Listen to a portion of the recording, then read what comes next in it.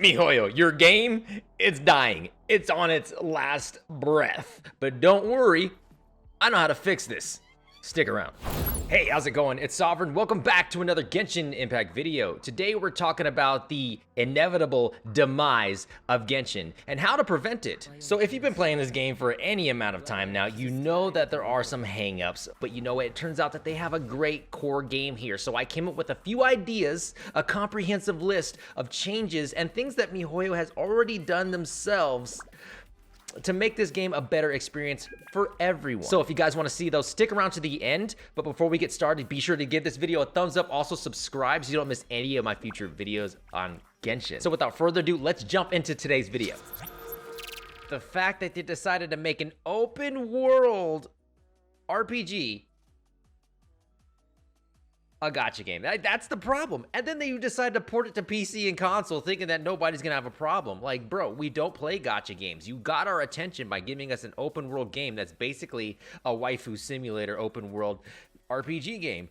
It's at its fundamental core, this game is good. I don't really have many issues with this game other than the fact that since it's a gacha game, the developer's just really stingy with what we're doing. And my time, like a lot of your time out there, is very valuable. So you don't want to be wasting time or spending time on a game that doesn't really give you anything in return. It doesn't feel rewarding to put time into this game other than to hop on, do your dailies, and get off. But you gotta look, the developer put so much time into building this world, 2 regions filled with a bunch of stuff, items to loot, domains to farm, a bunch of characters to build. Why would they only want us playing their game for an hour a day? I mean, that's pretty much all the content there is, about an hour of content a day. It's unfortunate because they actually have a nice core game here, but there's nothing to do and we're gated severely, like I said, by the system. So I came up with a document that I'm going to talk about today and how to fix this problem without changing the gacha system. Let's start off with the first thing. Daily logins. Most gacha games, most mobile games in general, have a daily login reward system. Now in Genshin, we previously had like the Seize the Day. It was a 7-day login event and you eventually get 300 Primogems from that. Cool. Let's do that, but do that 4 times in a row, so that way we can get, what is that? 1,200 Primogems in a month. But no, they said, no, we'll bring a 30-day login event, but as a matter of fact, we're gonna make it worse than what the 7-day one is. If you guys did not see this yet, this is like a slap in the face, as even if you're a whale, even if you're free to play, a dolphin, light spender, whatever you guys wanna call it, this is a slap in the face. Total of 60 Primogems for an entire month of playing your game. You want to incentivize us playing your game every single day of a month, and you only incentivize us by giving us 60 Primogems. And then 5,000 Mora a day, sometimes 8,000 on these days. It's trash. These are trash. You give us 3 eggs, really? 3 fish, 3 chicken, 3 meat, and then all these character XP right here that don't really matter beyond what level of like 20. 5 heroes wit in total for the entire month. This is what we really need. Why don't you make all these heroes wit? I don't understand why they're being so stingy. It doesn't make sense. MiHoYo, you really need to fix this. This needs to be a total of 1,200 Primogems for the entire month. Fix it. We should be getting a total of 1,000,000 Mora for an entire month. That's not that bad. We get 1,000,000 Mora by just participating in events and other things. Just make this a total of 1,000,000 Mora. Turn all these into Heroes Wit and double it. If this is 3, make it 6 Heroes Wit. If this is 2, make it 4. If this is 5, make it 10, okay? That's all you have to do. These ores are fine, but I feel like you could double these as well. Because these ores, let's be honest, we don't use these. We use the 3-star, or the blue variant, whatever it is, the ones that you can craft already, so it's kind of pointless to even get these. So like, let's just say double these, give us a total of 1,000,000 Mora, give us 1,200 Primogems, and I think we'll be at a good spot. All right, that's the daily login. All right, now let's talk about the expeditions. Let's go ahead and run over there. First, let's talk about the normal expedition event. First of all, I mean, not the event, but the normal expeditions that we dispatch characters on. 5,000 Mora? Come on. Like, 5,000 Mora for 20, basically 20 hours of an expedition? I have to wait 20 hours to get 5,000 Mora for each one of these. I think they can do a little bit better. I really think they could. But you know what? If they leave this like this, or just remove this already, and just leave this as the permanent expeditions that we do daily. I know they're going to remove it because the event's about to end in a few days, but they should bring it back. One of the things that they need to bring back as permanent. Getting Primogems from these, I'm okay with all the rewards that they actually got here. Getting 20k Mora from this, great. That's usable, that's respectable. 10 Primogems, I'm okay with the amount of Primogems you get from doing these. It's cool. It adds a little co-op element, and it encourages you to get more friends in the game. I like it. I think they should bring this back and leave this as the normal expedition in the game. It's pretty simple. You guys already have the code for it. You don't have to develop anything new. All you have to do is flip a switch and it's turned on. That's it. Leave it. But let's look at the daily commissions. Right now, we currently have 4 daily commissions. You get 10 Primogems. I'm only going to talk about the Primogems. The Mora, obviously, we need more Mora. We need more of these Mystic Enchantment Ores. But Primogems are like the main thing, the main concern with free-to-play and light spenders, because that's the bread and butter of the entire gacha system, right? So, getting 10 Primogems? No. No, okay? What we're gonna do, what we need is to add 2 more for a total of 6 expeditions a day.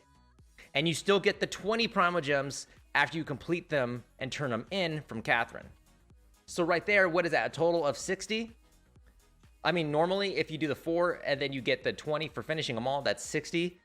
They need to add 2 more, and then double all the rewards for a total of 160 Primogems for rewards. Okay, so we're gonna get 20 apiece.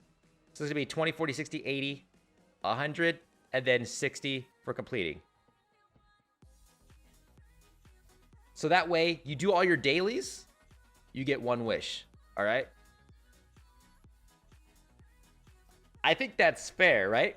So if you log in and all you do is your dailies every single day, in 80 days, you can get a 5-star. Wow! That doesn't sound outlandish, does it? I think that sounds pretty fair. Theater Mechanicus. Now, we got a little taste of Theater Mechanicus during the Lantern Rite event. It's a pretty fun game mode, tower defense, and, you know, a lot of people enjoyed it. They need to bring it back. They need to make it permanent, add more challenges.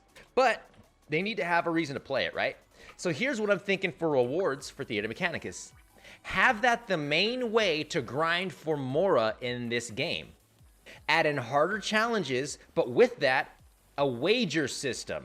So when you have a wager system, you go in and you bet current Mora to get more Mora out. So that way you can grind Theater Mechanicus, harder modes, you have a chance of losing your Mora, or you have a chance of getting a lot. But instead of a Shadow Lantern, because that was a special event item, pick any other item that's already existent in the world, or add a new item that you can go find and go craft an item. That way you can play this game. So you're grinding to craft items to play something in the game to get a reward for something you need. So we're putting a bunch of time in to just play the game and grind it out. That's essentially what every developer wants, is for people to put hours into their game that they developed, right? Because then that makes them more money at the end of the day. Put it in the game. You guys have the code. Just flip the switch back on. Done. Now we have a way to get more Mora. Let's talk about good old Spiral Abyss over here at the Musk Reef. Spiral Abyss is pretty much the pinnacle endgame content in Genshin Impact. Cool thing about Spiral Abyss, let's start there, is that you get Primogems from completing these floors and getting stars on all these. So it's something to grind for, and it's a great way to get the gacha currency. Fantastic. I'm down with that. That's cool. I like that. It's decent moral reward as well. And for a lot of people that have been playing this game since the beginning, have all the cheese characters that make this floor 9 through 12 very easy. They have all the cheese characters. When I say cheese characters, I'm talking about the cheese characters, okay? They have Venti. They have Zhongli. They have Ganyu. They have now Hu Tao, all right? They have a Bennett to basically buff everyone, all right? They can make this real easy. So for a lot of people, I don't want to say a lot of people, for a lot of whales and light spenders, floor 12 is just not enough. So what I suggest is add 2 more floors, a 13 and a 14 that are progressively harder than 12. I can't even do that yet. I can't finish floor 11 yet, so this does not apply to me. But eventually, I will be able to get through 12, no problem. And when I get there, I'm going to want something further to do. Spiral Abyss, there's your fix, miHoYo. All right, let's talk about craftables, or lack thereof. Put simply, there's really nothing of value to craft. Other than like the Crescent Pike and the Prototype Archaic, there's nothing that you really need to be crafting in here. All right, so here's my suggestion. 3 to 4 more craftable weapons of each weapon type. Give us some variety. Give us some interesting items to craft.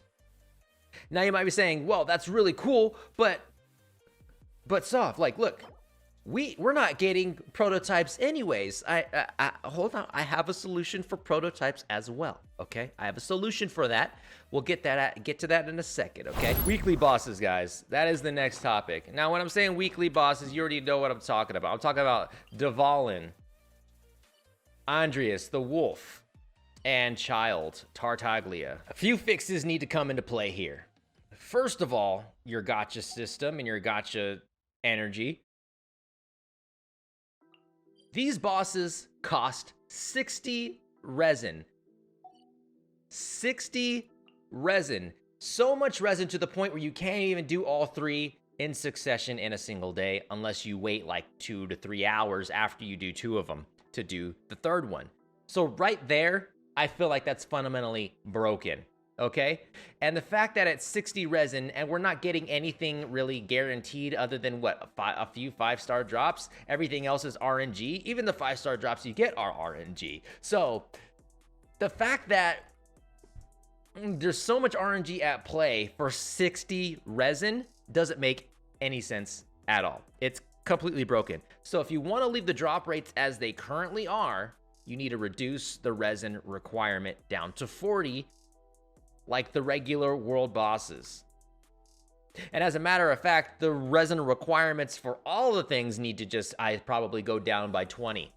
And then the artifact domains probably need to be like 10. There's some balance for you. Okay, so with the weekly bosses, let's get back to that. All right. Weekly bosses, after you beat Childe, you should be able to pick which material you want to loot from him.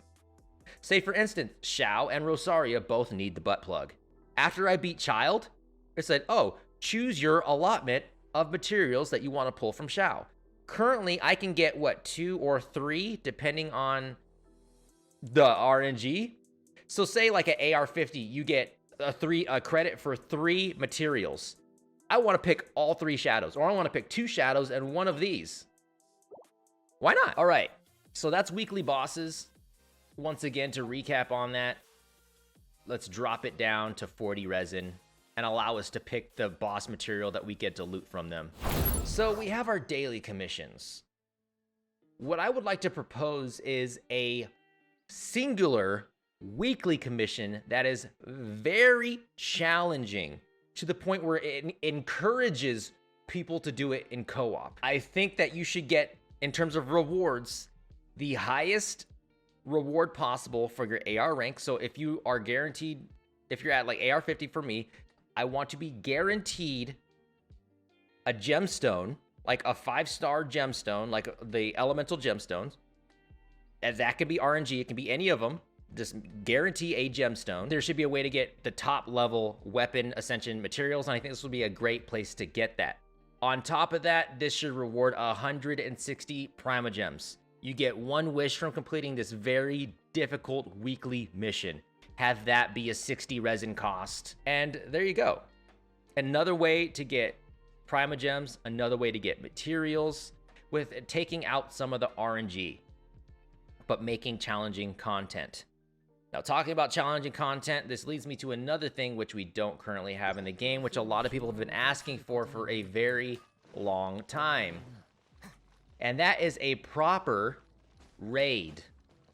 Now, with this raid, it will be co-op only. There will be no way to solo queue for this, so it's going to encourage getting friends in the game and doing co-op activities and, you know, building rapport with other players that play the game. Now, we can have this kind of like the domain, like a domain style quest. For instance, you know Hu Tao's current story quest that you had in that one domain? One of those type of domains where it's actually like puzzles inside, tough enemies, different rooms and stuff. You have to do certain things and figure out puzzles and stuff. The idea is already in the game. You just have to implement it a little bit more strategically and make it more challenging. The core element of what a raid is already in the game. You just have to, you know, be premeditated about your actions about it and give us proper rewards. So for rewards, I'm thinking a guaranteed prototype of choice.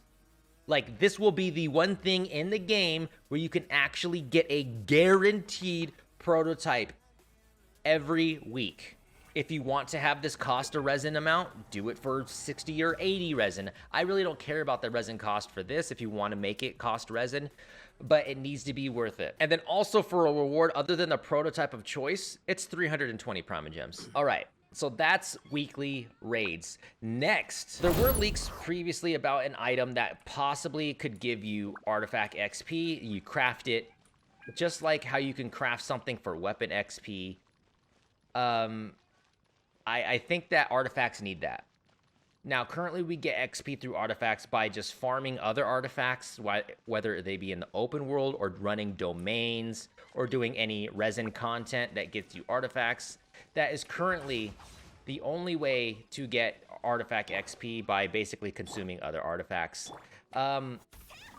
If we can farm items to craft XP for artifacts, that would be so much more streamlined. They need to take some of the RNG out or help us, throw us a bone somehow, because right now with some artifacts, especially the Wanderers set and the Gladiator set, it's the most expensive set. The two most expensive sets, because in order to get those two sets, you need to spend 40 or 60 resin to get those sets, and that's ridiculous, especially with the amount of RNG that goes into artifacts currently, with main stat roll and substat rolls, and then leveling them and having those substats not go the way you want. Way too much RNG. All right, so help us out a little bit. Give us some type of item that we can craft for artifact XP. We can work on limiting the RNG or figuring out how to get artifacts a little bit more efficiently or effectively down the road. But for the time being, I think artifact XP is the main priority. All right, the next thing is character XP and the lack thereof when it comes from fighting mobs. Oh look, character XP 17. Wow. Yeah, I will never get a single level